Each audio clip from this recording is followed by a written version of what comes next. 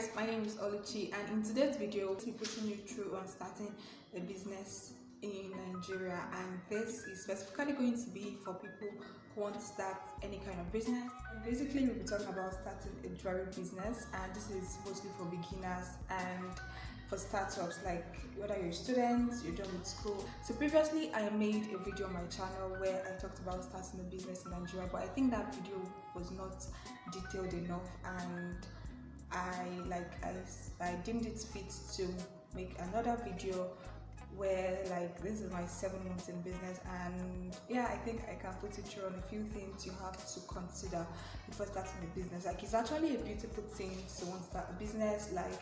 You're the owner of the business, you decide on the name, the aesthetic, and everything, you then decide that. But then there are a few things you have to consider before starting up a business, and yeah, let's just get started. So the first thing we're going to be talking about is you have to ask yourself what type of business do I want to start? If you feel if you have this passion for jewelries and you feel this is something you want to do, you don't just want to just wake up in the morning and be I want to start a jewelry business. You have to make sure this is what you want to do. So the first thing you want to ask yourself is, what type of jewelry do I want to actually sell? Do I want to sell signature pieces? These by signature pieces I mean these are pieces that are basically you designed the make, and then you tell your vendor to customize this thing it's for your brand specifically. Anyone seeing this will know it's for this brand. Then do you want to sell customized pieces? By customized pieces I mean you've seen pieces with people's name on them and something like this, or then you've seen customized pieces with a picture, jewelry pieces with pictures, and they also rings you see with written notes on them, and people can be okay, I want my name to be on it. Okay, then that's also another type of jewelry you want to consider. Or then do you want to sell handmade pieces? By handmade pieces I mean you buy the tools for making the jewelries, make them yourself, you get to design them any style you want, and then you just buy the things and then you make them yourself. You don't a company or manufacturer don't make them for you, you make them yourselves. And then do you want to sell fashion pieces? These are varieties of jewelry types. These are basically they have different styles. It could be cross, it could be love, it could be anything, it could be flower, it could be anything. You just want to sell any type of jewelry in particular, not signature for yourself, not customized. And then also you can choose to combine all of them together and do it. But then sometimes it's good to have this specific thing you want to do, or sometimes you can actually mix them. That's actually fine. The second thing you want to consider is asking yourself who are my target audience? This is very important. The jewelry types I would love is not something my mom would love or someone older than me would love. So who are your target audience? Are you targeting people of your age, people of the same age range with you, or are you targeting elderly people? Who are your target audience in particular? Do you want people of high class? Do you want people do you want the average person to afford it? Do you want to target mostly students? You have to figure these things out. Who exactly do you want to target? This is only to enable you know what type of pieces actually you would want to sell, and then how to speak to your targeted audience. Then I've noticed that most times we tend to categorize our target audience based on our personality, or maybe the type of personality we admire or we love, and then sometimes based on our age.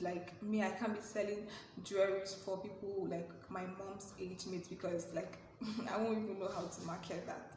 So I feel sometimes it has to do with your age, and then it has to do with your personality, or people you look up to, and then the type of person you want to be probably in the future, and then you want to target those audience, so you can easily speak to those people, and then they'll easily relate to what you post out there, to the type of pieces you put out there.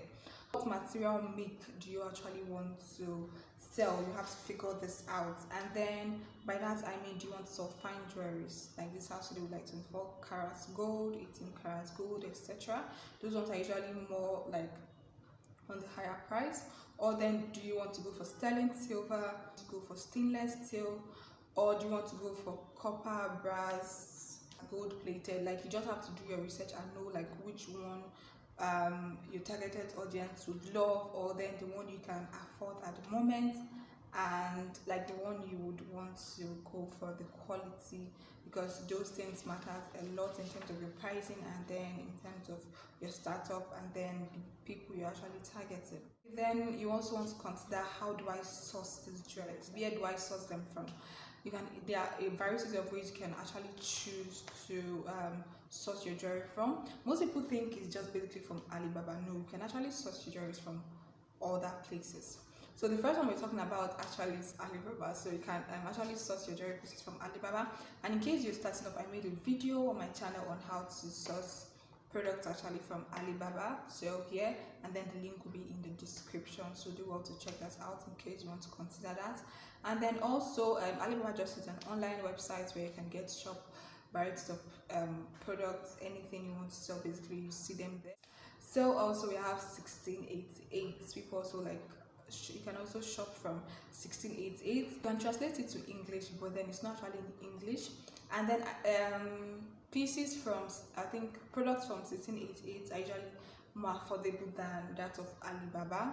So you can just actually, like, if you have the time, you can actually like go through 1688 and see if you would like get quality pieces there. But then the hindrance of 1688 is the payment method, which you have to use this bureau de change people. You have to use a procurement agent, or you have to use Alipay. It's not like Alibaba that you can use your ATM card and you can use your Visa card, MasterCard. You can actually use PayPal and the rest. On 1688, the payment is actually an issue for most people. If you want to start a business, you can also start through dropshipping. Like, you'll be the middle person. Like, you will link the customer and then the buyer. All you have to do is just like look for a platform where you kind of like where you post this content, and then anyone who is interested actually comes to you, and then you go to the people who sell the sellers, and then they ship it over to the sellers. And this is great for startups. Like, in case you don't have capital to start, you can actually start this way and then make little side income from that. So you can also buy from wholesalers, and mostly you can see them in Lagos, I think even in Kano, like some other places too. These are people who buy in large quantity, and actually you can get pieces from them if you actually do your research well. So if you don't have much capital, or you can't buy from Alibaba, you can still do well, go to like all these big markets and then shop for what you want. Actually, if you want to start, you can buy in less quantity, test the pieces, and then if you see they are okay, you can now go ahead and buy in large quantity. And then as time goes on, you don't have to go there. The wholesaler, the people who sell, can actually like send you pictures of what you want, and you just like send the money and they bill it to you. You get the gist and everything. But if you still want to order them yourself, of course you can actually do so. And then also, aside that, there are also so many sites you can actually buy. You can also buy from Turkey. You mustn't be from China. Like, and there's so many other places you can buy your pieces from. You just have to like do your research and you're good to go. The other thing we're talking about is platforms. You want to like sell these pieces. Like, in what platform do you intend to sell your pieces? Like, do you want to have a website? Do you want to use social media? Do you want to have a store, like offline, where people can come to your store and then make this purchase? You have to figure all those things out. So if you want a website, you have to start like developing your website, start building your website. And then if it's just on social media, you also have to start up with like creating your social media accounts, and then just start giving sneak peek of things you want to do, a little behind the scenes, so people can anticipate what actually you want to do. Then also your branding, very important. Like, branding is basically who you are. That's just what it is.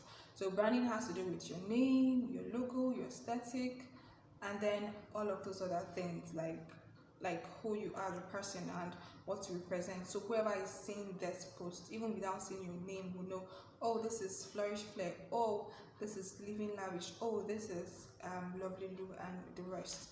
So you just have to like put yourself out there, and then you have to do a lot of research about this. And in terms of your name, you want something that's in the future to come, it's something you still love. And yeah, you can just start from like naming your business, designing the logo. And in case you want to design the logo, I have someone who is very good. He designed my logo for me, and just like leave in the comment section down below, and I will just link you up to him. It's not sponsored anyway. So like all the things you have to like put into consideration, like your packaging, how do you want your packaging to be, like what and what will consist of your packaging. Like you have to figure those things out, so you get like, so this is something you're really proud of, and this is something you would love. So like you have to put in a lot of effort in your research and then everything. So the next thing you have to consider is like, how do I want to deliver my goods to my customers? Like how do I want to bill it to them?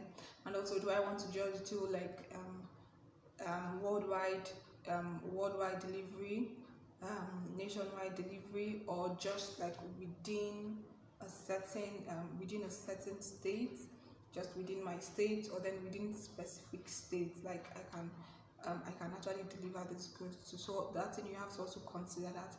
If you feel you can deliver worldwide, why not? If you feel you can deliver nationwide, why not? Like these are things you have to consider, and then look for a good logistic company you can actually like partner with, and they would always deliver when you're in need of their services, because customers actually receiving their goods on time is actually a plus in your business. So they have to be able to like receive their goods on time, and then it should be it should still be the way you package it, and not like there'll be an error, or there'll be missing to get missing or delay, or all of those things.